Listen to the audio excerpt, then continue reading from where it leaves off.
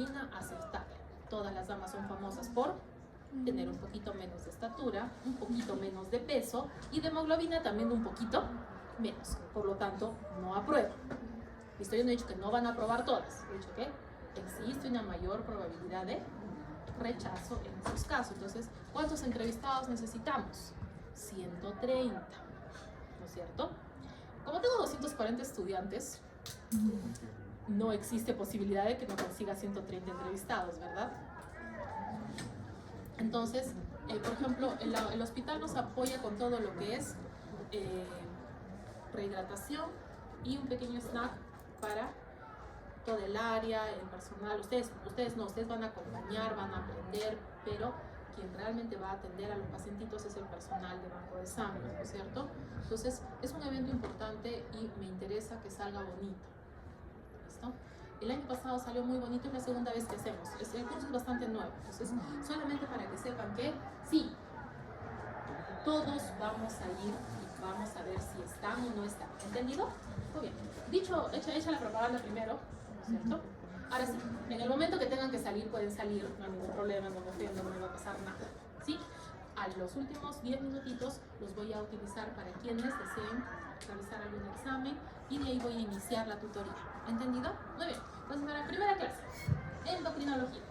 Endocrinología es muy grande y generalmente tenemos algunas discrepancias muy marcadas con los colegas de endocrinología. Jóvenes, la especialidad está más allá de todo lo que yo les pueda contar. ¿Qué les voy a contar yo? Los diagnósticos laboratoriales de diabetes y el perfil básico de tiroides. Jóvenes, la cantidad de diabetes en el mundo es tal que a primer nivel le corresponde manejo y seguimiento. O sea que lo mandas al especialista para que te diga, tiene que hacer ABC. Y cuando viene a sus controles, nosotros les tomamos los controles habituales y por eso al especialista va cada cierto tiempo. Y en cuanto a tiroides, aquí sí es una confusión administrativa, sobre todo para los que han rotado en el seguro. Según el seguro, el perfil tiroideo no le corresponde a primer nivel, pero eso es mentira. Estoy hablando de lo que le corresponde a un médico general. Un médico general debe saber el perfil mínimo y básico de tiroides. Tiene que saber en qué caso referir. No les he dicho que tienen que hacer el diagnóstico completo y el tratamiento. Les he dicho ubicar dónde está mal y por lo tanto no sobrecargar a la especialidad. Jóvenes, de lo que yo les cuento hoy día, es muy probable que los endocrinos les digan que todo está mal y es mentira, lo cual es cierto. ¿Por qué? Yo estoy hablando desde el punto de vista del laboratorio, de los diagnósticos que son laboratoriales, no del paciente en cuanto a sintomatología, lo que estás observando, los signos que tiene, ¿listo? Esas son cosas que tenemos que tener claras. Este es un curso de integración en donde ustedes tienen que saber de todo, pero sobre todo para qué piden los exámenes, ¿sí? Estoy tratando de desterrar el por si acaso no existe. Usted tiene criterios, usted tiene guías y lamentablemente hoy día les va a tocar memorizar un montón de cosas, porque ustedes no me pueden definir algo si no me pueden decir claramente qué cosa es, ¿no es cierto? Es como que yo les diga que es un unicornio. No me van a traer un unicornio, ¿sí? No, me tienen que decir definiciones. Por lo tanto, vamos a comenzar con diabetes. Estamos siguiendo la guía de la ADA de 2026. Ustedes nos van a reír de eso, ¿no es cierto? Porque yo digo, según la ADA, y todos los chiquitos de segundo a reírse. Por la doctora. No, estamos hablando de la American Diabetes Association. Sí, doctora. ¿Es diferente la de Europa? Sí, cariños, hay un océano en el medio. Sí, ¿yo qué he dicho? Estamos hablando de la guía de la ADA, actualizada en 2026, si no me equivoco, en marzo, o sea, del mes pasado.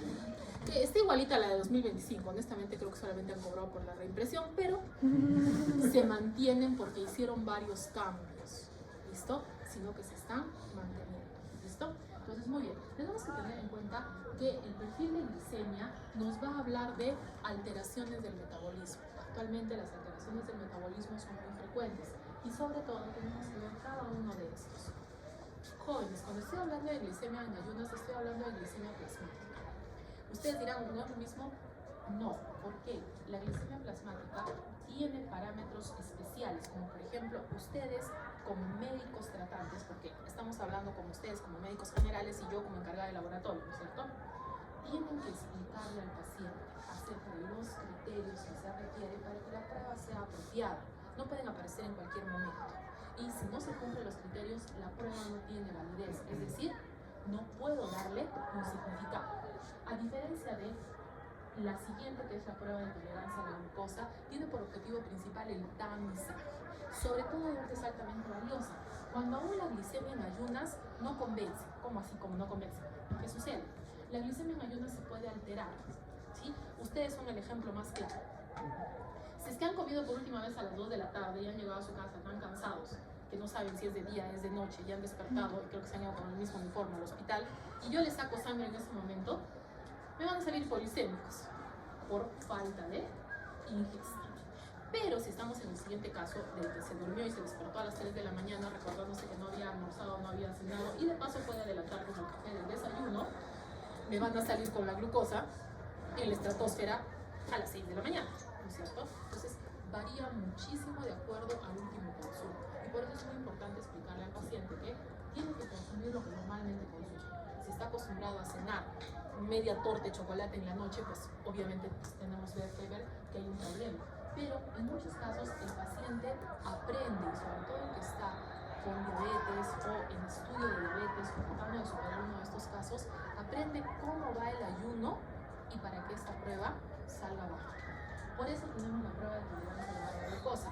Esta es una prueba fisiológica o funcional. Significa que nosotros vamos a modificar las condiciones del paciente como un pequeño experimento y por lo tanto hay que ser muy estrictos en cuanto se realiza. Jóvenes, este tiene contraindicaciones absolutas. Esta, por ejemplo, si la glicemia al azar que sale más de 200, jamás esa paciente va a ir a prueba de tolerancia. ¿Por qué? No va a tolerar la glucosa y se va a poner mal. Lo más básico que te puede pasar es que el paciente comience a vomitar, le dé una acidosis o por último termine hasta convulsionando, pero eso es mucho menos raro. De todas maneras, el paciente la pasa muy mal y no estamos para maltratar pacientes, ¿no es cierto? Si ya te salen mal las cosas, pues ya está. Y por último, esta sigla tienen que aprender. HbA1c significa hemoglobina glicosilada. Jóvenes, no viene como hemoglobina glicosilada, viene como HbA1c. Y en algunos de los kits para pedir laboratorio simplemente dice A1c. ¿Sí? Entonces a veces vienen y me dicen, ¿qué es el A1c y yo hemoglobina glicosilada? ¿Dónde dice? En ciencias básicas. ¿Listo? Entonces, cada una de las pruebas tiene un objetivo, cada una de las pruebas tiene una población. Por eso es que podemos pedir varias pruebas juntas dependiendo de lo que está sucediendo y de lo que yo estoy sospechando. Obviamente tenemos que partir de cómo se hace. En ayunas tenemos que aprender este valor. Normalmente va a salir menos de 100.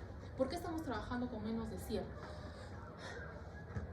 Hace muchos años, o sea, imagínense cuando yo estudiaba, decíamos de que tenías que tener un seguimiento estricto con la metodología que estabas utilizando para la glucosa en ayunas. Antiguamente había diferentes metodologías que tenían diferentes rangos de normalidad.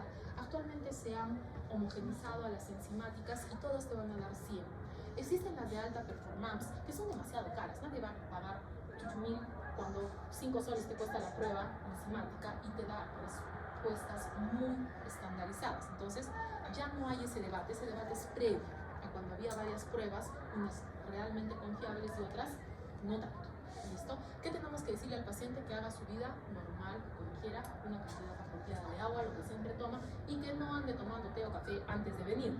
Sí, porque dicen, es agua. Pero es agua con sustancias que modifican el sistema nervioso. ¿Listo? Entonces, muy importante explicarles. La glucosa al azar es con la que se van a enfrentar todos los días en emergencia. ¿Listo? Muchas veces la consulta dice, el paciente vino porque le dolía la uña y le encontramos 150 de glucosa. ¿Qué hago? Ignorar, porque el valor para glicemia al azar es 200. ¿Sí? Puede ser simplemente que tu paciente venga de una fiesta y tocó cumpleaños. ¿Sí? ¿Te tocó? Tortita, gaseosa, gelatina, y como ya ustedes son adultos, también les toca el asado, ¿no es cierto? Lo que sea que hayan metido al horno, o sea, imagínense por dónde está la glucosa. Justo debajo de 200. Eso sí, jóvenes, eso tenemos que entender. Glucosa por encima de 200 nunca es normal. Significa que mi paciente ya está comenzando con algún tipo de problema para poder modificar la glucosa o mi paciente está comiendo demasiado carbohidrato simple junto. va a ser patológica cuando te encuentres a un pacientito en emergencia con más de 200, tienes que repetir alguna de las pruebas, como vamos a ver ahorita en el protocolo. Si es menos de 200, dejen tranquilo al paciente. ¿Listo? No tiene otra validez. Y por último, tenemos que aprender sobre la prueba de tolerancia oral a la glucosa. Jóvenes, existen 3 pruebas de tolerancia oral. 100 gramos, que ya no se usa, es muy peligrosa, mucho problema, no, se bajó a 75. Es que también alguien me dice, son 100 gramos, no, pues que son 100 gramos, eso es peligroso, ya no se usa. Y la otra que sí vamos a hacer es la de 50, pero esa le corresponde a las mujeres gestantes y por lo tanto, creo que es en la tercera fase. No me acuerdo cuándo es, pero es después. Entonces, ahorita nos vamos a concentrar en el adulto joven que utiliza 75 gramos como prueba de tolerancia a la glucosa oral. Jóvenes, es muy importante vigilar la dieta de la semana previa, que sabe al paciente de que coma lo habitual. Porque muchos pacientitos comienzan a retirar los carbohidratos de la dieta. Y entonces eso altera el metabolismo de carbohidratos y la prueba te va a salir feíta o peor de lo que esperamos. Ahora, yo estoy hablando de la prueba básica. La prueba básica que les he dicho que funciona por tamizaje tiene 2 objetivos. La glucosa basal, o sea, el paciente viene en ayunas después de haber dormido bien, haber cenado lo normal y le tomo la muestra que debe estar menos de 100. Ahí es donde les digo, si mi paciente ya me sale en hiperglicemia, sobre todo si tiene más de 200, no entra a prueba, se sale automáticamente.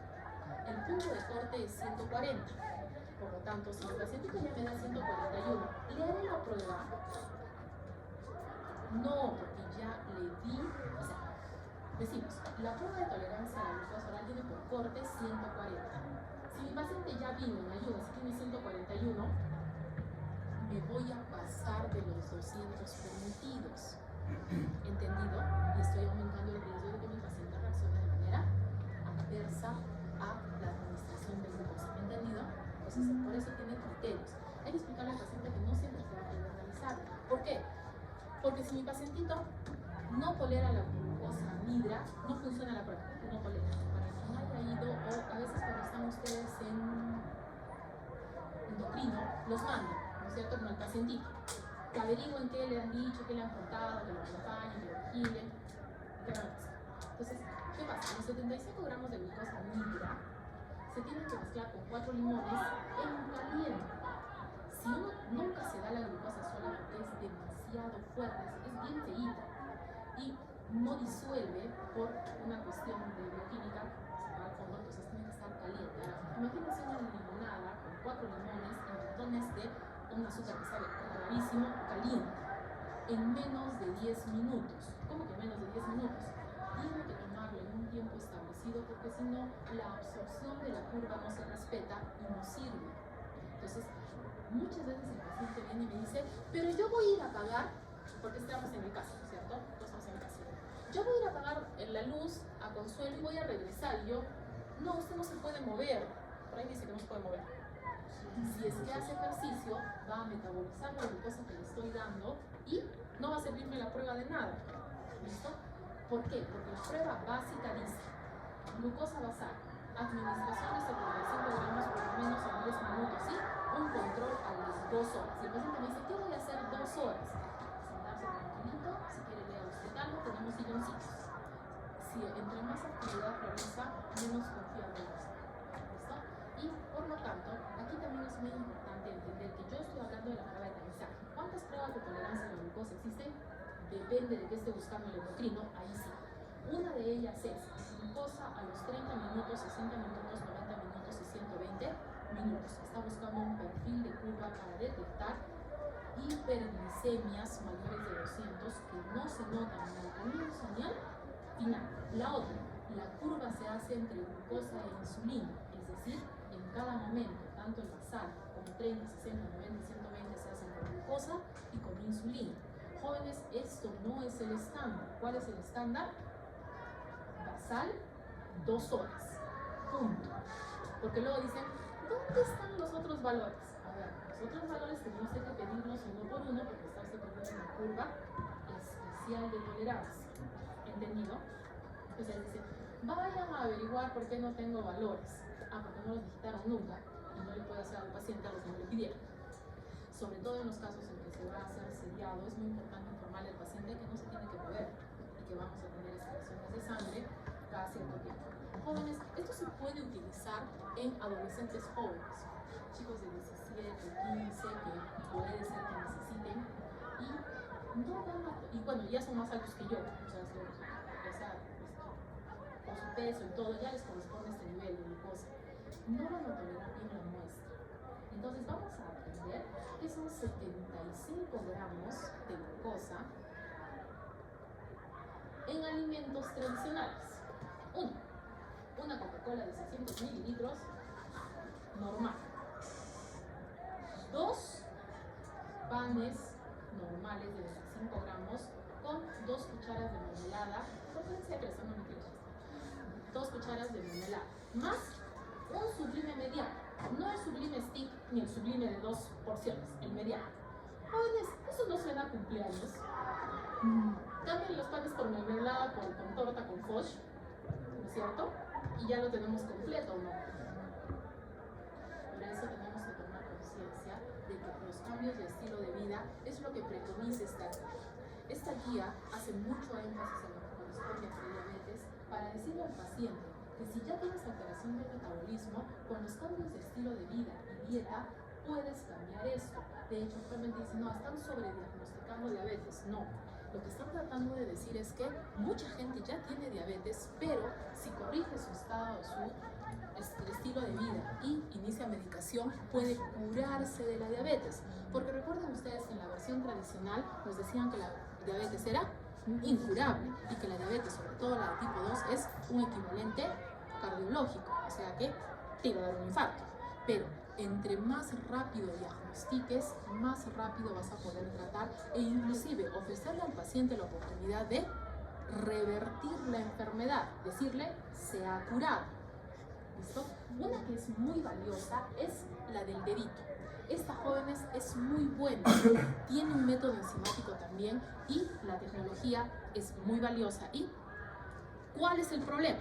De que no va a coincidir con la plasmática. La plasmática es como un promedio, esto es lo que tienes en el tejido. Obviamente este es muy útil para manejo de insulina y sobre todo para lo que corresponde a control rápido, ¿no es cierto? Para no estarle sacando sangre al paciente. Para diagnóstico, la glucosa en ayunas que vale es la plasmática.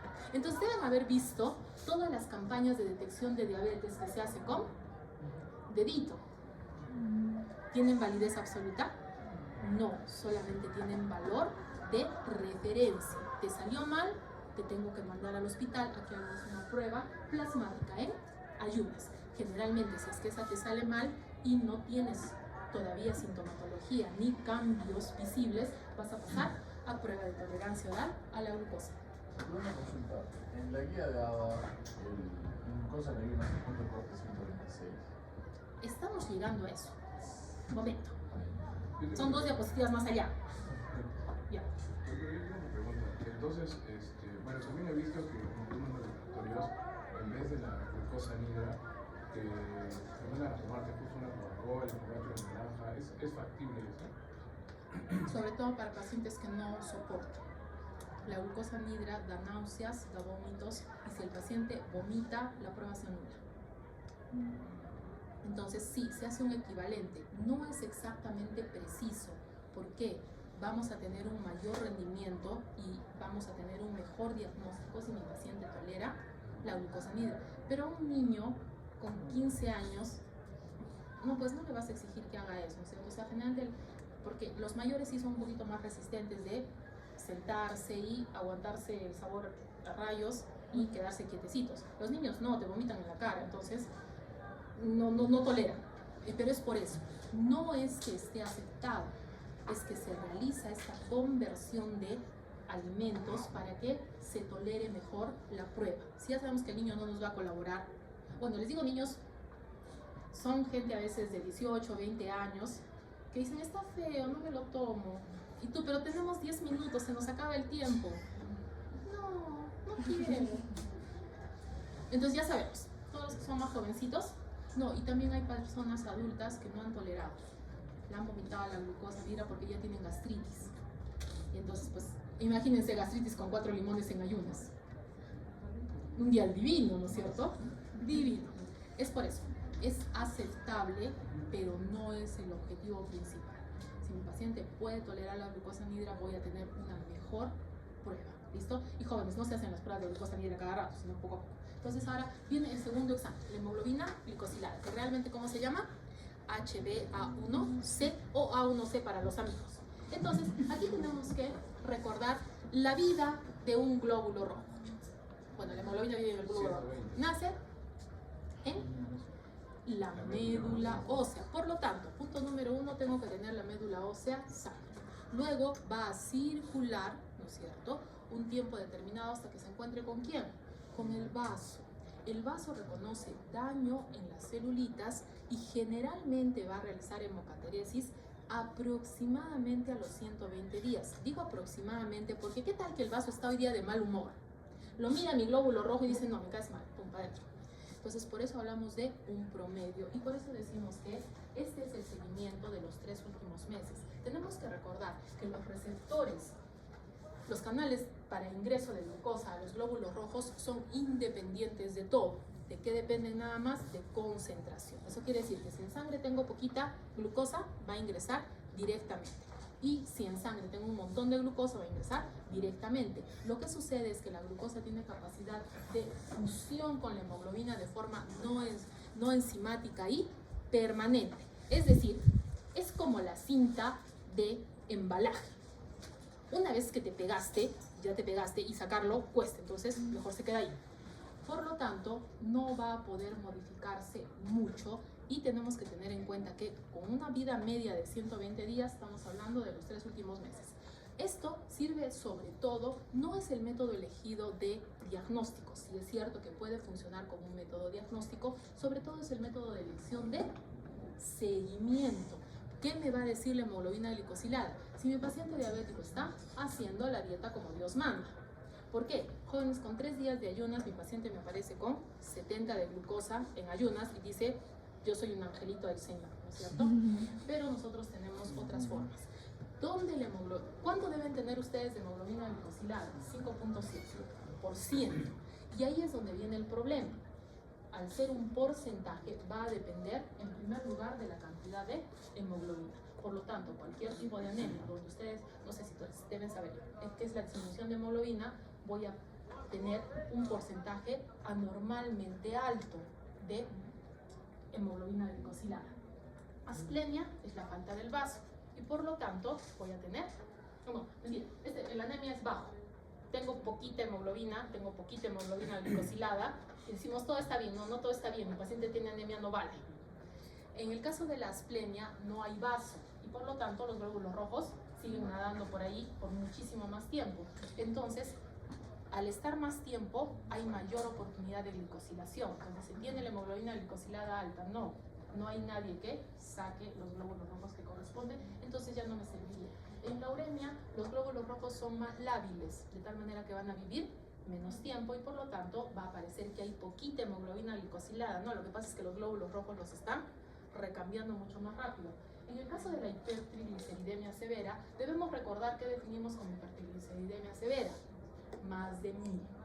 Entonces, con más de 1000, el plasma está lechoso y va a interferir con los equipos. Y por eso, jóvenes, por favor, muchas veces van a escuchar en endocrinología de que le dicen al paciente, usted se va a hacer la prueba en el laboratorio tal. ¿Por qué? Porque ya está establecido en ese laboratorio cuál es la metodología. Hay 3 metodologías para hemoglobina glicosilada. Una de ellas, que es el gold estándar, el HPLC, es carísimo. Pero si tienes un paciente con hipertrigliceridemia familiar, no le puedes hacer otra metodología porque los triglicéridos van a interferir con las otras metodologías. ¿Pero desde cuánto? Desde 1000. Doctora, mi paciente tiene 200. No, esa hemoglobina glicosilada es del paciente.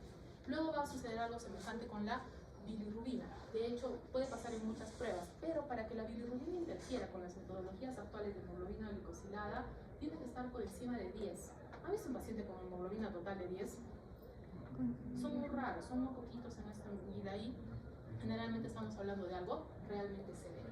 ¿Listo? Entonces, normalmente no va a haber una interferencia, salvo en casos extremos. Luego tenemos el consumo crónico de alcohol. ¿Cómo se define consumo crónico de alcohol, dependiendo. Aquí la guía habla de varones y mujeres. Para varones, 14 gramos por día. Para mujeres, 7 gramos por día. Doctora, ¿y por qué nos habla de gramos? Ah, porque depende de cuál es el tipo de licor. Si es que estamos hablando de pisco, es 40%. ¿Listo? Entonces, esos 14 gramos, ¿en qué se convierten? 35 mililitros. Un shot. ¿Sí? Así que no haya visto los shots en línea, esa es una idea pésima. ¿Por qué? El alcohol tiene toxicidad directa sobre la médula ósea. La vez anterior, cuando habíamos hecho microbiología, habíamos establecido que puede pasar directamente al sistema nervioso central y ocasionar daño en membranas.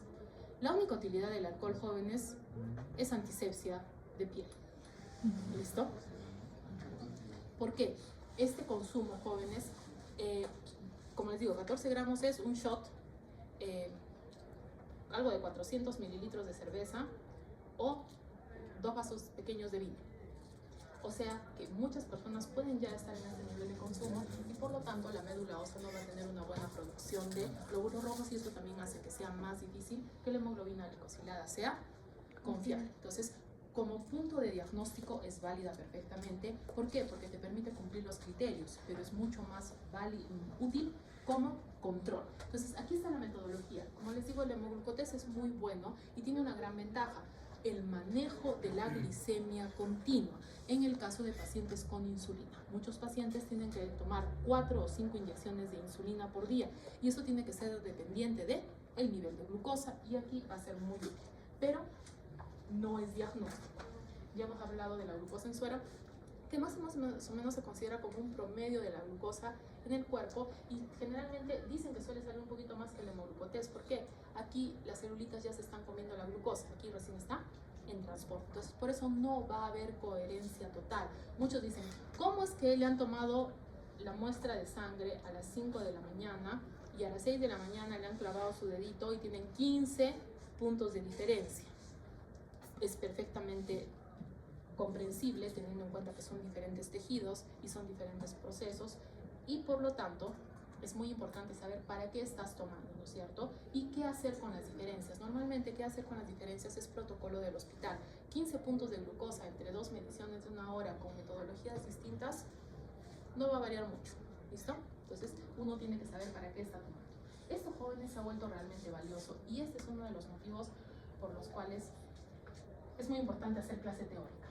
El control continuo de glicemia es algo que está preconizando la guía. Ese sí es un cambio de 2026. En 2025 se sugería, se insinuaba, ahora no.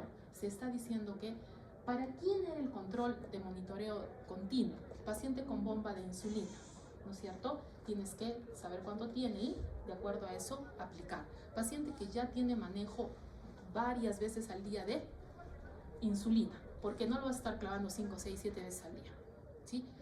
Y actualmente dice, por lo menos en los pacientes diabéticos de tipo 2, una vez que están diagnosticados, debemos hacer por lo menos un control. ¿Por qué? Porque te va a decir cuánto está subiendo realmente la glucosa, cuánto está bajando. ¿Cuál es peor, que suba o que baje? La hipoglicemia es un parámetro para modificar el tratamiento y es un predictor de tratamiento inefectivo. O sea, si tu paciente está haciendo hipoglicemias, el tratamiento está mal, algo está pasando, algo tenemos que modificar. Pero jóvenes, ¿qué es lo más importante? Que lo entiendan, ¿sí? Y que lo escriban en su cabecita y cada que vean un paciente, le expliquen. La única forma de conseguir una glucosa que sea confiable es ingresando al tejido. Se han hecho muy famosos y de hecho son la causa de que muchos pacientes diabéticos hayan terminado en el hospital, relojes o aparatitos que dicen que no se necesita pinchar al paciente para obtener la glucosa. Ninguno de estos equipos está aprobado por ninguna agencia en ningún lado. ¿Por qué? Tienen muchos interferentes. Uno de ellos, y que es muy llamativo, el sudor. A ver, criaturas del Señor, ¿cómo hago para que mi paciente no sude durante el día? No tienen validez, nadie los reconoce. Eso no significa que no los vendan. Jóvenes, he visto mucha gente que se ha comprado estos aparatitos y dicen, ya no necesito pinchar. Es un engaño terrible. ¿Y por qué se han hecho famosos estos? Porque se les hace pasar por esto, por un monitor de control continuo. Jóvenes, esto es muy útil. ¿Cuál es el problema? Es muy costoso. El sensor que está yendo al tejido intersticial contiene la enzima que se utiliza para medir la glucosa y se agota. ¿Por qué? Solamente le puedes poner la cantidad que quepa en esa colita. Normalmente un sensor dura entre 10 y 14 días. Cada uno de estos equipos cuesta aproximadamente $150. Y eso es solamente el sensor. Aparte tienes que tener un lector que transmita los datos a la computadora o a la persona que va a revisar esto. Ese tiene un costo de 200 a 250 y tiene más o menos una duración de entre 3 y 6 meses. Si estoy hablando de un pacientito que requiere insulina continua, estoy viendo que el gasto mensual mínimo son unos $600. ¿Y cuánto cuestan los aparatitos de juguete? Muchísimo menos. Pero, ¿qué respaldo tienen? Ninguno. ¿Entendido? Jóvenes, por favor, cuando vean eso, tengan cuidado con el paciente porque luego no va a terminar con complicaciones que vamos a ver en un momento. ¿Entendido? ¿Por qué han sido tan valiosos? Miren ustedes, la línea gordita me está mostrando el promedio de los 14 días. ¿Y qué estoy viendo? ¿Qué picos me está haciendo el paciente? Y dónde está haciendo hipoglicemias o si está llegando a la hipoglicemia. Y esto, monitorizado de manera continua, va a ser mucho más valioso para el manejo de el paciente. Esto se pone generalmente en el brazo, ¿sí? Es como un pellizco, es como un equipo, es como si le pusieran una grapa y se mantiene ahí durante un par de semanas.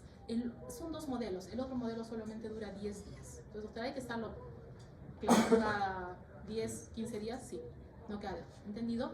Ahora, tengamos en cuenta de que actualmente nos hemos dado cuenta que hay mucha mayor cantidad de diabetes de tipo 1 de la que pensábamos. ¿Por qué? Antes solamente se diagnosticaba la diabetes de tipo 1 cuando ya no había páncreas, ya no había insulina y no había más que hacer. Actualmente, teniendo en cuenta todos los casos en que se puede desarrollar diabetes mellitus de tipo 1, hemos creado el perfil de anticuerpos antiislotes. Realmente son 4 anticuerpos antiislotes, solamente estamos estudiando 3. ¿Por qué?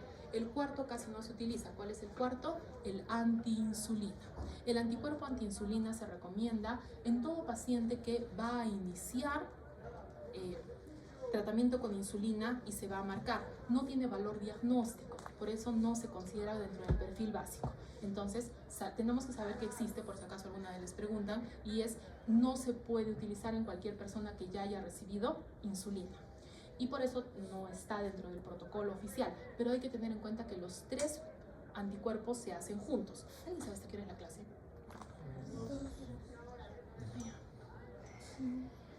Yo pensé que tenía 10 minutos. Entonces, ¿en qué estaba yo? Así. Tienen que aprendérselos. No, jóvenes, no viene, quiero pedir anticuerpos anti-islote. No, tienes que escribir esto. Anti-GAD. Son varios anti-GAD. El más útil y el que tiene mejor sensibilidad diagnóstica es el GAD65, pero nos vamos a quedar con GAD. ¿Sí? GAD, ¿de qué viene? De la descarboxilasa de ácido glutámico, que es especial de las células de islote. Pero ustedes tienen que saber cómo se llama el anticuerpo, anti-GAD.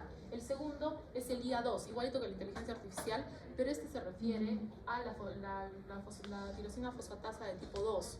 También se escribe como anti-IA2. Y el tercero es el transportador de zinc, el ZNT8. Anti-ZNT8. Hay que pedirlos los 3, ¿sí? Para poder hacer el diagnóstico. Sensibilidad, GAD. O sea, si GAD te sale positivo, podría ser que nos hayamos equivocado, porque preferimos que haya más pacientitos y no se nos escape nadie. Más especificidad, IA2. Y para completar está el ZNT8. Los 2 primeros son los que han logrado mayor rendimiento, pero cuando haces los 3 tienes mayor oportunidad de detectar la diabetes mellitus de tipo 1. ¿Para qué? Para evitar las complicaciones y llevar un mejor manejo del paciente a lo largo. ¿Cuál es el problema de la diabetes tipo 1? Que estos anticuerpos van a contribuir a la toxicidad por células T. Jóvenes, las células T son bien relativas. Esas no se olvidan. Van a ir destruyendo el páncreas pedacito a pedacito. ¿Entendido? Muy bien. Entonces, por favor, aprenderse los 3. Anti-GAD, anti-IA2 y anti-ZNT8. ¿Listo? Entonces, ahora vamos a ver a quiénes le hacemos screening de diabetes. El screening de diabetes está pensado en pacientes mayores de 35 años. O sea, tendría que sacarle sangre a ustedes del dedito, de donde sea, no les corresponde, ¿listo? Pero si es que mi pacientito me da normal en el screening de diabetes, que generalmente es la glucosa plasmática en ayunas, debería repetir esto cada 3 años. Ahora, ¿en qué casos debo comenzar algo? Curiosamente, la población latina con antecedentes familiares. Si tiene sobre todo una dama que tiene una abuelita con diabetes, sobre todo es la línea materna, tiene la mamá con diabetes y ahorita ya está pachoncita, es mejor iniciar el despistaje. Entonces estamos viendo que necesitamos índice de masa corporal mayor de 25 si es que ya tenemos un problema cardiovascular, si tengo presión arterial elevada, caída de el HDL y patologías particulares como por ejemplo el síndrome de ovario poliquístico, que por otras hormonas es fácil que desarrolle también esto. Entonces se darán cuenta que cada vez estamos haciendo más diagnóstico. No es que estemos tratando de sobrediagnosticar, estamos tratando de disminuir la cantidad de personas que desarrollan la enfermedad, porque una vez que se ha desarrollado la enfermedad, jóvenes, ya las complicaciones es lo único que puedes esperar. Ya no puedes ofrecerle al paciente revertir a un estado de salud. ¿Y cómo sé que se ha desarrollado la enfermedad? Por las 5 famosas P's que ustedes han aprendido: polidipsia, poliuria, polifagia, pain y polirradiculopatía, ¿no es cierto? Dolor es la otra. Entonces, jóvenes, si tu paciente tiene síntomas, ya no aplica todo esto. ¿Laboratorio cuándo está? Antes de que mi paciente tenga nada, ¿no es cierto? Muy bien, entonces, ¿cuáles son los tipos de diabetes? La de tipo 1 que hemos dicho que es por destrucción de los islotes de páncreas. La de tipo 2 es por resistencia, o sea, la insulina existe, pero nadie le hace caso. Eso parece la clase, pero bueno, las causas monogénicas han avanzado muchísimo. Por ejemplo, mi pacientito con fibrosis quística, mi pacientito con síndrome de Down, me pueden desarrollar diabetes. Generalmente es una cosa entre diabetes tipo 1 y tipo 2 que no se ponen de acuerdo, pero esto sobre todo lo tenemos que investigar cuando mi pacientito parece que tuviera algo como diabetes tipo 1, pero no tiene muchos síntomas, y vamos a ver el protocolo. ¿Esto qué te va a permitir? Darle tratamiento lo antes posible al paciente. Y por último, la diabetes gestacional, que está asociada a las hormonas del embarazo y que la vamos a tratar en gestantes, ¿no es cierto? Vamos a tratar las 3 primeras. Aquí es lo que dice la ADA. La ADA ha establecido, porque, ahora, jóvenes, la diabetes y la prediabetes son consensos, ¿listo? Todos nos hemos puesto de acuerdo. Doctora, no estoy de acuerdo. Bueno, nadie le preguntó, pero como yo he decidido que ese es el consenso que usamos, ¿cuál es el consenso que usamos? El de la ADA 2026, ¿sí? Por eso es que muchas personas inclusive dicen, no, eso no existe. No, pues no los hemos inventado, literal, sino que le decimos esto de acuerdo a las observaciones, a la investigación y la capacidad de prevenir complicaciones en los pacientes. Esto tiene validez perfectamente. ¿Listo? Si ustedes están en desacuerdo y creen que la prediabetes no existe, es un punto de vista muy saludable para taller de argumentación. Aquí estamos hablando de laboratorio. ¿Cómo definimos prediabetes? Cuando tienes glicemia en ayuna de 101 a 125, tu prueba de tolerancia oral está entre 140 y 200, o tienes una hemoglobina glicosilada de 5.7 a 6.4. Doctora, ¿por qué está leyendo eso? Porque se lo tienen que aprender. ¿Listo? Porque esto no viene escrito en los valores de laboratorio. Y algo muy importante, no es permanente. Estos mismos valores no son los que usan otras guías. Y otra cosa, un tiempo desapareció la prediabetes. Dijeron que eso era invento y se quitó. Y entonces ahora ha vuelto, pero antes tenía unos criterios un poquito diferentes. Entonces, como les digo, estamos hablando de el diagnóstico precoz tipo tamizaje con valores de laboratorio. ¿Qué tiene el paciente? Nada. Sí, lo que tiene es una hojita de exámenes de laboratorio que están mal. ¿Listo? Para prediabetes no está la glicemia al azar, muy importante. ¿Listo? Y entonces para diabetes sí. Si ya tengo más de 126, ahí tengo un puntito. Si tengo más de 200 jóvenes en la de tolerancia a la glucosa, ya fuimos. Mi pobre paciente puede estar sufriendo. Más de 6.5 de hemoglobina glicosilada y una glicemia al azar con 200 o más. ¿Con cuánto doy diagnóstico? Con 2 criterios. Si es que tengo de estos alguno que, si es que solamente tengo un criterio mal de todos estos, ese mismo criterio lo vuelvo a repetir y si se mantiene ya lo considero de nuevo como si fuera el segundo punto de criterio. ¿Listo? Entonces, jóvenes, este cuadro sí hay que aprenderse. ¿Listo? ¿Por qué? Porque esto es lo que estamos diciendo que hoy es diabetes y prediabetes. Como ustedes se dan cuenta, no he hablado de ningún síntoma ni nada, ¿no es cierto? Salvo en casos de 200. O sea, si tienes una glicemia al azar con 200, ahí le tienes que preguntar al paciente por tus 5 P's. Es muy probable que tu paciente ya sea asintomático y ya no necesitas hacerle más. Si este paciente que puede tener glicemias mayores de 200 entra a prueba de tolerancia oral a la glucosa, se te puede desmayar, se te puede descompensar. Esto te va a hacer tu acidosis gratuita y gracias a nosotros, ¿no es cierto? Entonces, aquí estamos hablando de mujeres que no están embarazadas. ¿Qué digo? Que la hemoglobina glicosilada es mayor a 6.5 y esto es frecuente, jóvenes. O tengo esta, jóvenes, acuérdense, es una glicemia con por lo menos 8 horas de ayuno en vena, no en dedito. ¿Listo? Y si es que tengo la prueba de tolerancia más de 200 o una prueba al azar, ¿no es cierto? Entonces, por eso les digo, tenemos que aprender cuáles son nuestros criterios y si cambian, pues nos hacemos a la idea. Ahora, estamos tratando de ubicar a los pacientitos que sospechamos que pueden tener diabetes mellitus de tipo 1. Nos hemos dado cuenta que es mucho más frecuente y entonces aquí lo primero que vamos a hablar es del péptido C. Como recordamos de bioquímica, que hicieron virtual, la creación de insulina es mediante un propéptido, es decir, es una cadena muy larga que luego cuando se hace bolita, se da cuenta que le sobra un pedazo. ¿Por qué esto es importante? Porque por cada insulina va a haber un péptido C. Obviamente, ¿qué te dice esto? Si tu paciente está produciendo insulina. Si es que tu paciente produce insulina, tienes que tener valores detectables de péptido C. Ahora, eso tiene mucho valor en el flujograma de diabetes tipo 1, pero jóvenes, no sé si ya les han contado, yo les he contado, de todos los problemas facticios. ¿Qué es un problema facticio? Es cuando tu paciente tiene todos los síntomas de una enfermedad, pero no es culpa de ninguna de sus células, sino proviene de un frasco. ¿Listo? Entonces, si tienes un caso de hiperinsulinemia que puede terminar en muerte, ¿listo? Por aquí tenía la clase pasada que me dijeron, es un tumor. Sí, criaturas inocentes del Señor tratando de buscar lo que sea más fisiológicamente cierto, pero cuando hay problema de hiperinsulinemia, sobre todo si se ha puesto en riesgo la vida del paciente, tenemos que dosar péptido C. Si es que no tienes péptido C, esa insulina venía de potecito. Y el hecho es que se puede volver a repetir. ¿Listo? Ese es otro de los motivos de laboratorio.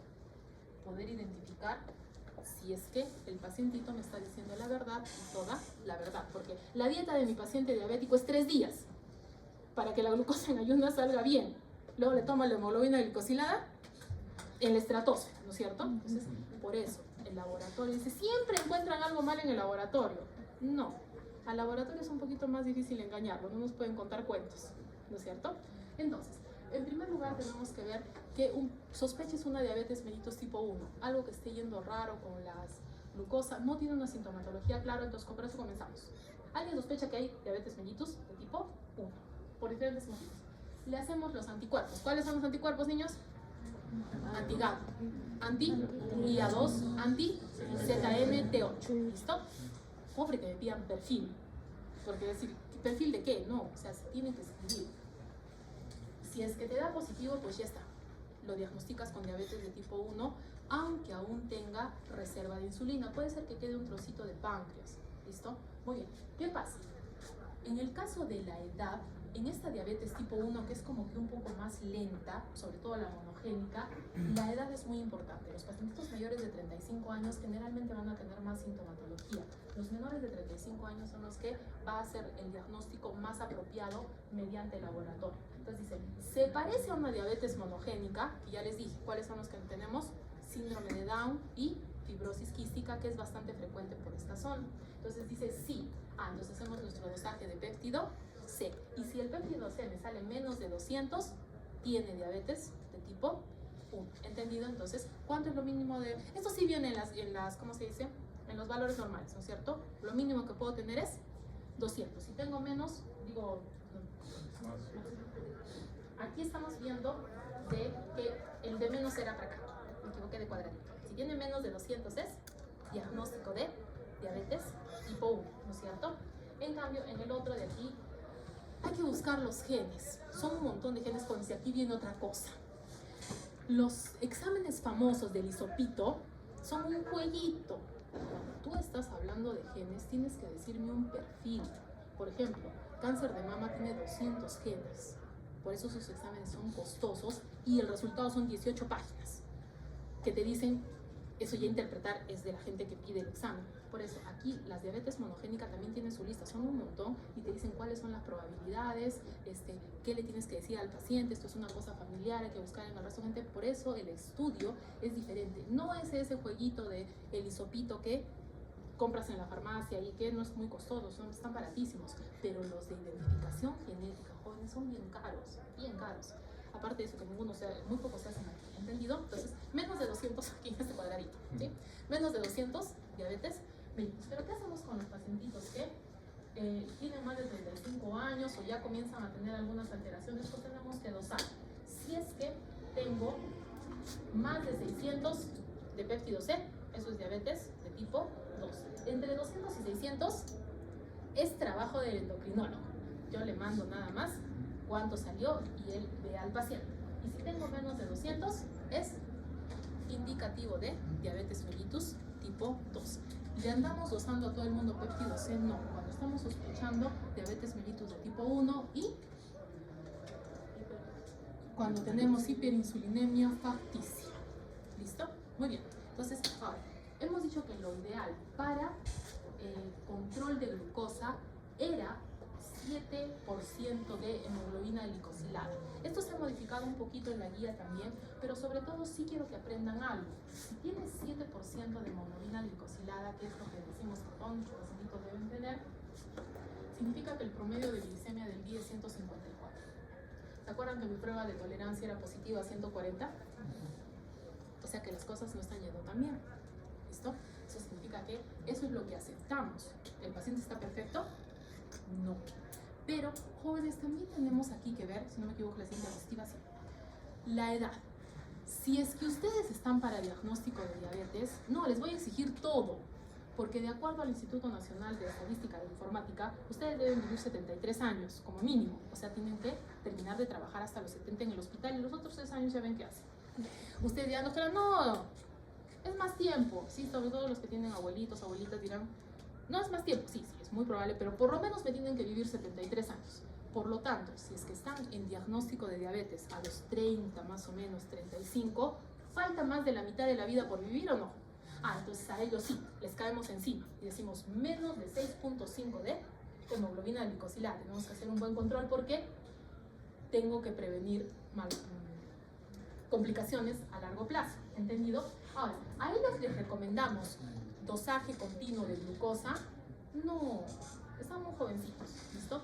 En cambio aquí, ya una edad más intermedia, donde estoy en más riesgo de que haga una complicación. Le exijo 7, ya no voy a ser tan exigente, soy un poquito más amable, pero sí, aunque sea a veces dicen, hazle una vez un control continuo de glucosa para que veas cómo está yendo y si es que ya es usuario de insulina, se queda con el control de manera permanente. ¿Qué ventajas te da?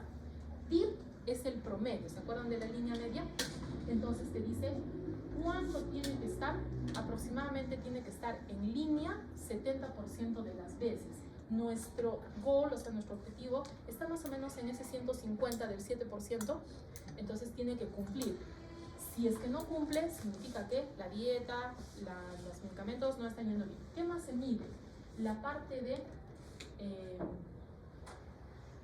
los límites inferiores, ¿sí?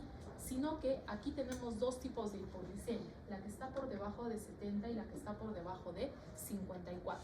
La que está por debajo de 70 nos dice, ya, puedes tener un 4%, a veces pasa, pero entre más hipoglicemia hagas, hay que modificar más el tratamiento. Esta joven sí es bien peligrosa. me parece que yo les he enseñado cuál es la complicación de la hipoglicemia severa. Convulsionar. ¿Listo? Estamos conscientes de que las convulsiones matan neuronas. ¿Y queremos de esas? No. Por lo tanto, aquí es muy importante identificar, porque no hay otra metodología que haga esto.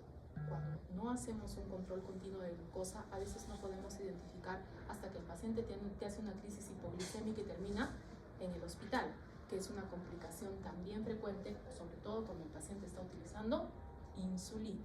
¿Listo? Y luego tenemos lo que es el límite superior. Aquí tenemos dos puntos de corte. Uno está en 180, que recuerden justamente ese límite de filtración glomerular.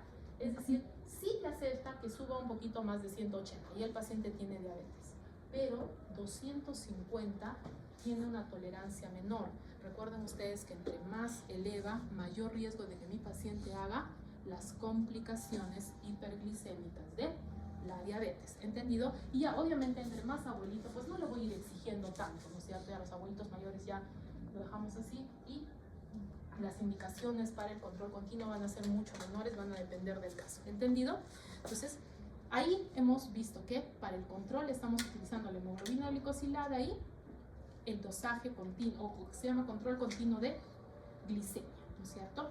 Ahora, ¿cuáles son las complicaciones hiperglicémicas de la diabetes?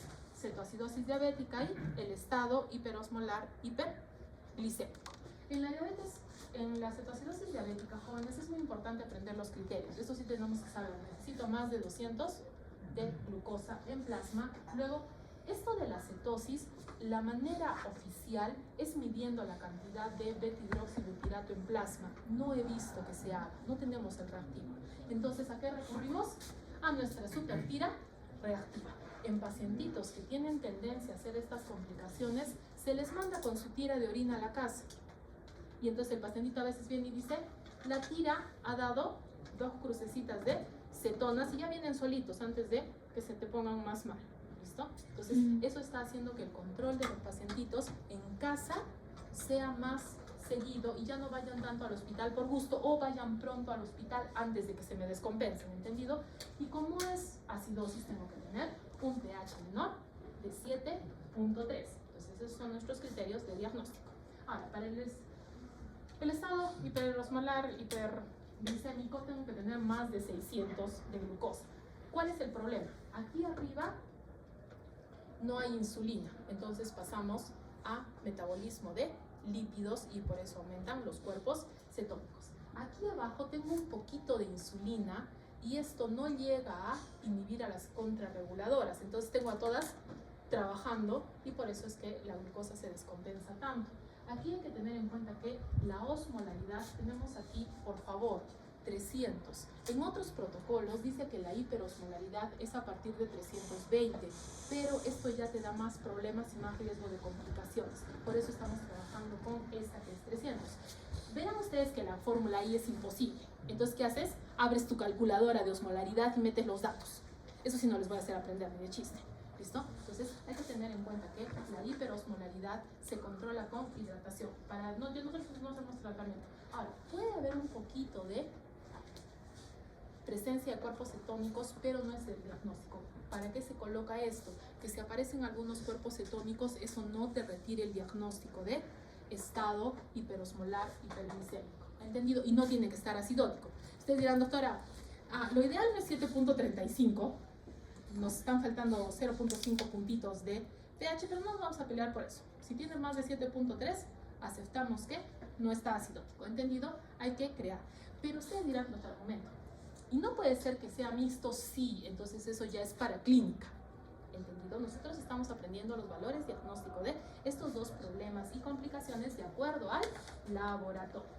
En cetoacidosis diabética tenemos que tener menos de 7.3 de pH, tenemos que tener 2 cruces en la tirita de orina de cetonas y tenemos que tener una glucosa mayor a 200. Y en el estado hiperosmolar tengo que tener más de 300 miliosmoles, tengo que tener más de 600 de glucosa y ya lo demás es clínica. ¿Entendido? La versión intermedia es compleja y para eso tenemos endocrinólogos, que no soy yo. ¿Ha quedado claro? Tenemos una preguntita sobre perfil tiroideo. Sobre glucosa. Mejor sobre glucosa. Oye, jóvenes, son un montón de pruebas. Ahora, por eso les digo, ¿cuál es nuestro objetivo?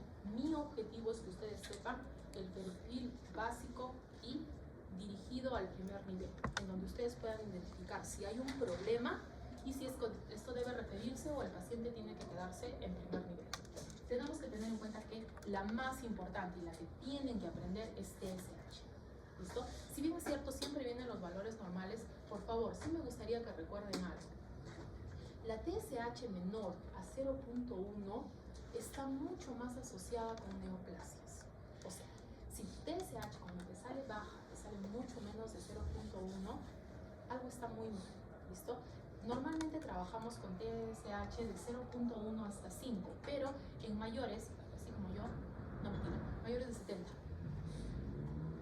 podemos considerar hasta 7.5, porque la alteración de la glándula tiroides va a ir cambiando y eso va a hacer que no tengamos los mismos valores. De acuerdo a la T3 y a la T4, estas son las versiones libres, que quiere decir que son las funcionales. Son realmente las que se piden dentro del perfil básico. El perfil mínimo es TSH con T4. El perfil completo es TSH, T4 y 3 libre. Entonces, ¿qué son las otras? La concentración total me va a medir tanto la parte libre como la que está unida a proteínas, albúmina, proteína fijadora de tiroglobulina, y puede haber otras proteínas más. Luego, esto de la T3 inversa es bien interesante. Normalmente no se mide, solamente es para hacer diagnóstico diferencial. La T3 reversa es lo que queda de la T3 libre después de que ha funcionado. ¿Cómo así? La T4 va circulando por el mundo, ¿no es cierto? Es capturada por una celulita y es convertida en T3 y tiene que actuar internamente. Actúa y luego, ¿cómo la botan? Como T3 reversa. Ahora, hay unas celulitas medio tontitas que agarran, capturan la T4 y la convierten en T3 reversa. Entonces, ¿qué ha hecho esa? Nada, salir de paseo, ¿no es cierto? Entonces, por eso es muy valiosa, porque tienes un valor de T4 normal, pero el paciente no tiene hormona tiroidea trabajando. ¿Listo? Entonces, por eso solo se pide en algunos casos, y es para estas celulitas pues que se atontaron y se olvidaron de que había que usar primero la T3 y después recién sacarla, no simplemente la captan y la botan. ¿Entendido? Ahora, estas dos de aquí, tiroglobulina y calcitonina, las vamos a aprender desde el punto de vista de diagnóstico y seguimiento de neoplasias. Jóvenes, aquí hay una duda existencial sobre cuándo hacemos dosaje o tamizaje de hormonas tiroideas. Muchas personas dicen, no, dejen tranquila la tiroides, que sea feliz.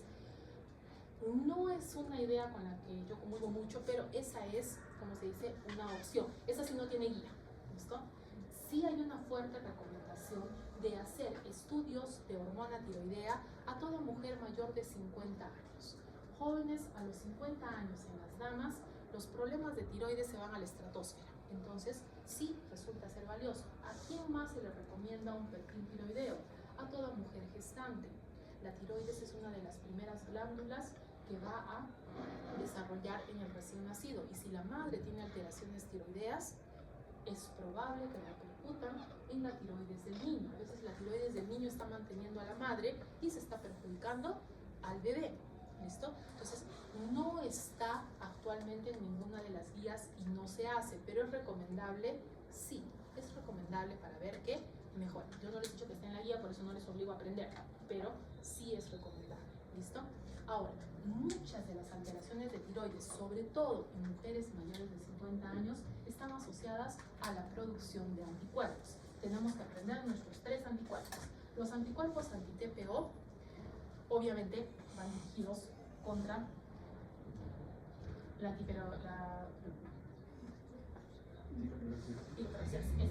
Entonces, luego, los anticuerpos antitiroglobulina no tienen mucha utilidad. La verdad, se decía que ayudaban al diagnóstico, no. Se consideran dentro del perfil porque hay que hacer los 3. Porque justo el día que no haces un anticuerpo se te está faltando. pero no tienen criterio diagnóstico. Generalmente están alterados en muchas más patologías y pueden acompañar a cualquiera de los otros. Y por último, los anticuerpos antirreceptor de TSH, que sí son específicos. Jóvenes, la enfermedad de Graves, que es la que va a suceder por los anticuerpos contra el receptor de TSH, puede repetirse, o sea, puede ser que le diera Graves a mi paciente y le puede volver a dar. Entonces, no siempre es en la misma cantidad, y como les digo, yo no estoy hablando de clínica. Clínica está mucho más allá. Entonces, por eso tenemos la versión resumida del tamizaje de la TSH. Jóvenes, este cuadrito hay que aprenderse sí. Si es que no tienen tiempo y dicen, ¿qué hago? Hipotiroidismo rinde muchísimo más. De acuerdo a las series internacionales, tenemos entre 4 y 10% de pacientes hipotiroideos y por lo tanto va a ser lo más frecuente y es mucho más probable que vean un paciente hipotiroideo. ¿Listo? Hipertiroidismo está por el rango del 1%. Problema, el hipertiroidismo es mucho más escandaloso en su versión aguda. El hipotiroidismo muchas veces pasa desapercibido hasta que ha pasado muchísimo tiempo. Entonces, todo comenzamos con la TSH. Si la TSH está alta, lo siguiente que tengo que mirar es la T4 libre, ¿no es cierto? Y si es que esta me sale baja, ya tengo mi hipertiroidismo primario, que es lo más frecuente. Jóvenes, curiosamente, hipotiroidismo subclínico no tiene nada que ver con sintomatología. Hipotiroidismo subclínico es un diagnóstico laboratorial. Algunas veces van a ver que le van y le dicen al endocrino, ustedes todos contentos, así. Mi paciente tiene hipotiroidismo subclínico. No, mentira, porque tu paciente tiene tal síntoma, tiene tal cosa, tiene esto, tiene lo otro. Eso es completo, ¿no es cierto? Yo estoy diciendo, el diagnóstico laboratorial de hipotiroidismo subclínico es cuando tu TSH está alta, pero la T4 está normal. Ahora vamos con el lado del hipertiroidismo. La TSH tiene que estar baja, ¿listo? Pero ya les he dicho, peligroso es si está por debajo de 0.1. Tu T4 va a estar alta y por lo tanto tenemos el hipertiroidismo primario, que entre los dos va a ser el más frecuente. El hipertiroidismo subclínico va a ser lo mismo, ¿cierto? Tienes TSH baja con T4 libre normal. Estos jóvenes, eso sí se tiene que evaluar para ver si es que requiere tratamiento, si el paciente se va a beneficiar, si es que hay sintomatología que estoy pasando por alto o que recién está comenzando antes de que haya daño. Una de las circunstancias más importantes por las cuales la tiroides debe ser evaluada es su asociación con el trofismo de las neuronas. Si recuerdan, igual que a mis peques les pregunto, ¿qué era trofismo? Mantener viva la célula, ¿no es cierto? Mantenerla en forma, en tamaño normal y en cantidad y número normal. Hormona tiroidea es indispensable para trofismo a nivel del sistema nervioso central. Y por eso es que la calidad de vida de las pacientitas cuando reciben tratamiento va a mejorar. El paciente está pensando más rápido, está pensando mejor. Recordemos que las hormonas tiroideas, tanto T4 como T3, tienen la capacidad de inhibir la producción de TSH y para esto tiene que estar íntegro el eje. Hipófisis, tiroides. Es muy importante entender que TRH, la verdad, hace lo que le parece. ¿Sí? Se supone que deberíamos tener un feedback y orden. No, ella hace lo que le parece. La asociación directa está aquí. Por eso, lo que son anormalidades terciarias, es decir, cuando el hipotálamo está enfermito, eso es cosa de endocrinólogos. Dejen así, ¿no es cierto? Yo estoy hablando de los que son más frecuentes, hablando de hipotiroidismo primario e hipertiroidismo secundario. Entonces, como les había dicho, el primer marcador es TSH y tiene mucha mayor sensibilidad y va a trabajar mucho mejor cuando trabajas con T4 libre. Ahora, aquí es muy importante, la T3 libre tiene usos específicos. El primero de ellos, ver si es que tengo mi paciente que parece que tiene la tiroides bien, pero no está funcionando y su T3 realmente no está llegando a cumplir el trabajo. O sea, realmente es un hipotiroideo, pero su laboratorio está normal. Y la otra, tirotoxicosis. Tirotoxicosis es una emergencia. Cuando hay una cantidad excesiva de hormona tiroidea, este pacientito va a necesitar esta es una emergencia real de verdad. ¿Y cómo vas a demostrar si es que dosas T3 libre? Entonces, por eso a veces dicen perfil tiroideo. Muchas veces el perfil tiroideo solamente incluye TSH y T4 libre. ¿no es cierto? Y cuando te están diciendo, ¿cuánto tenía de T3?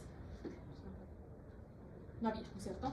Esas cosas. Entonces, como hemos visto, si es que el eje está normal, aumenta la TSH, hay mayor producción de las dos, T3 y T4. Si es que baja la TSH, disminuyen las dos. Entonces, ¿cuál es el hipotiroidismo primario más frecuente? Hashimoto. Entonces aquí es donde van a pelear, ¿no es cierto? El debut de Hashimoto generalmente es con una crisis tiroidea. Sí, yo no estoy hablando de eso, yo estoy hablando de este problema va a ser sobre todo de anticuerpos. Entonces el diagnóstico de Hashimoto va a ser por el dosaje de anticuerpos. Vamos a tener que, cuando ya esté estable en el paciente y no esté en crisis, ¿no es cierto?, vamos a tener un incremento de la TSH con disminución tanto de T4 como de T3 libre. El hipertiroidismo primario más frecuente es la enfermedad de Graves, también por anticuerpos. ¿Cómo se llaman estos anticuerpos? Anticuerpos contra el receptor de TSH. No hay un nombre más chiquito para esto, no, así se llama, ¿listo? Entonces, y a veces cuando les tratan de poner siglas resulta peor, porque la sigla es con R, esta la vamos a ver. Muy bien, entonces, si es que nosotros aumentamos la T3 libre para hacer el diagnóstico completo, nos vamos a dar cuenta que en hipotiroidismo subclínico las dos me salen normales. Lo mismo que en hipotiroidismo subclínico, lo único que estamos viendo es la alteración de la TSH. Cuando ya tenemos un hipotiroidismo de verdad en primario, T3 y T4 van a estar bajas y generalmente en una proporción semejante una de la otra. Y lo mismo en hipotiroidismo primario. La TSH baja, pero T3 y T4 se van a mantener. Es por eso que muchas personas dicen, ¿para qué tomamos T3? Si está siguiendo el mismo patrón, ¿no es cierto? Pero lo que sucede es que no se cumple en todas las personas.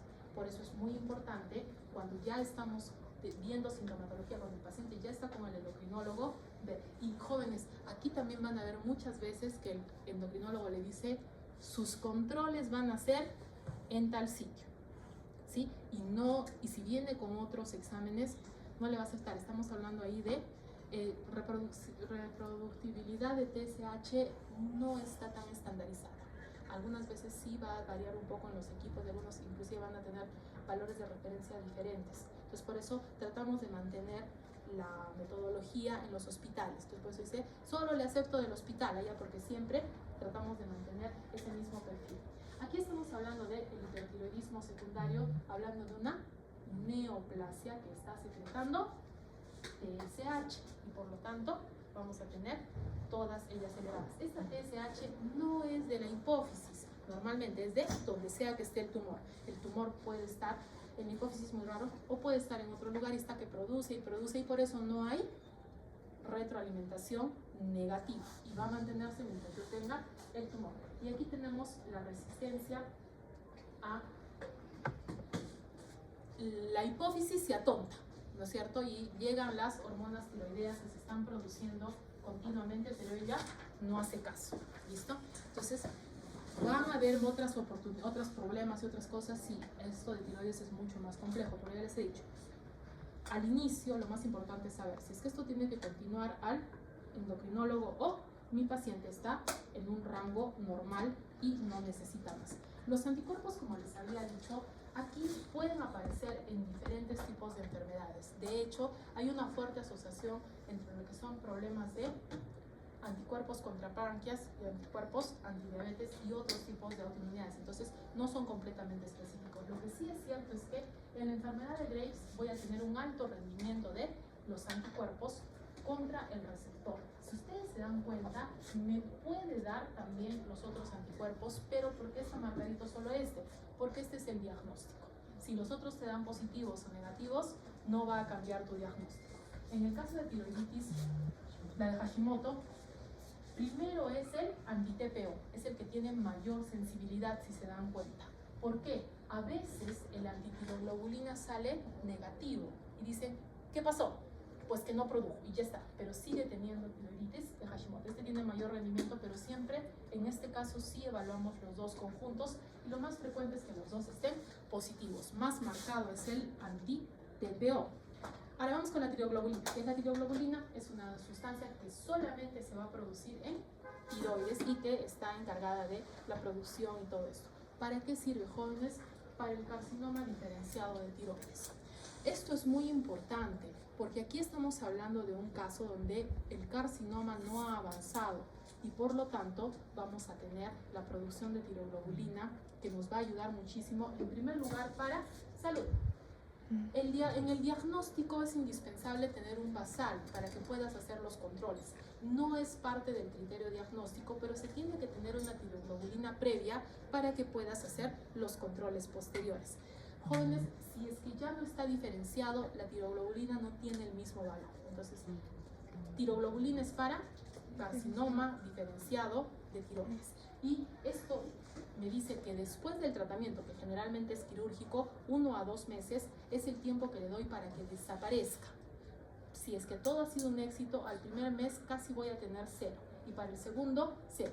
Y entonces, si es que vuelve a haber una elevación, me quedó un foco ectópico, porque recuerden que la tiroides no es un órgano sólido, sino es un órgano que migra y tiene diferentes partes. Puede ser que me quedara un trozo de tiroides por allá o que esté apareciendo una metástasis, y eso lo hace valioso.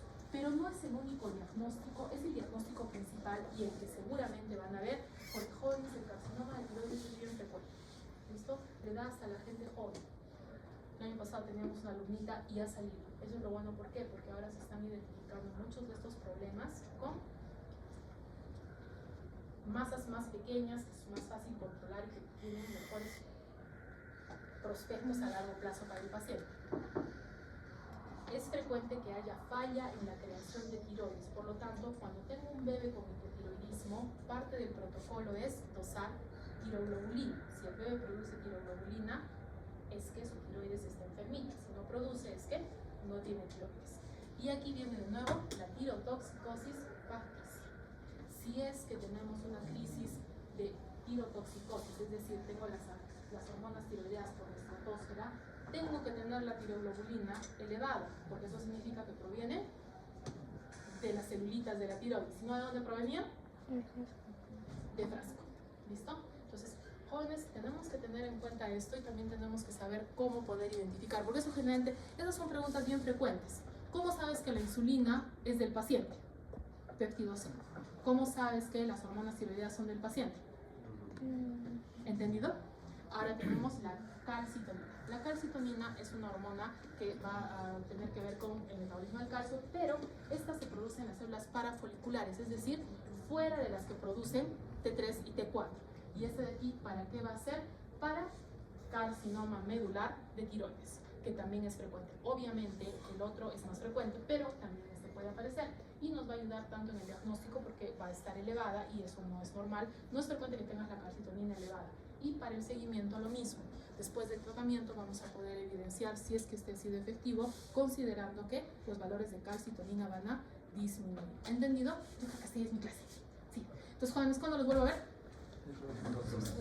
El 8 de mayo.